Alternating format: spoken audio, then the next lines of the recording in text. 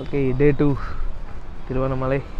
నేను నైట్ 9 o'clockకి గిరి ప్రదక్షిణ స్టార్ట్ చేస్తే వచ్చేసరికి 4 అయిందా? 4 అయిందంట. ఏం మాట్లాడకుండా తిరగడం వల్ల వ్లాగ్ కూడా చేయలేదన్నమాట. కొత్త బ్యాచ్ పాత బ్యాచ్ కాదు, అంతా మన బ్యాచ్. నైట్ వర్షానికి మన పంచి అంతా బుడద అయిపోయింది అనమాట. అన్నట్టుగా ఈ పంచి బండ్లో వేసుకుని ఒక అలో చేయకపోతే ఇది చుట్టుకొని వెళ్ళిపోతా గుళ్ళోకి. రాజగోపురం దగ్గరికి వచ్చాం దర్శనానికి. ఇప్పుడే తెలిసిన విషయం ఏంటంటే సండే అవడం వల్ల దర్శనానికి 7 గంటలు పడుతుందంట. ఒకసారి టీం మెంబర్స్తో మాట్లాడి డిసైడ్ అవుదాం. ఇదంతా 50 రూపీస్ లైన్ అనమాట. అక్కడ దాకా ఉంది. 50 రూపీస్ లైన్ ఇట్లా ఉంటే మరి ఫ్రీ ఎట్లా ఉంటుందో ఇమాజిన్ చేసుకోండి. 3 కిలోమీటర్ లైన్ చూసాము.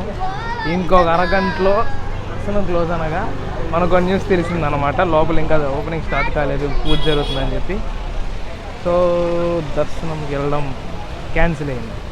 ఇలా ఎందుకు జరుగుతుందో తెలియదు, నెగిటివ్ జరుగుతుంది. ఈవినింగ్ కూడా ఇలాగే మిస్ అయింది.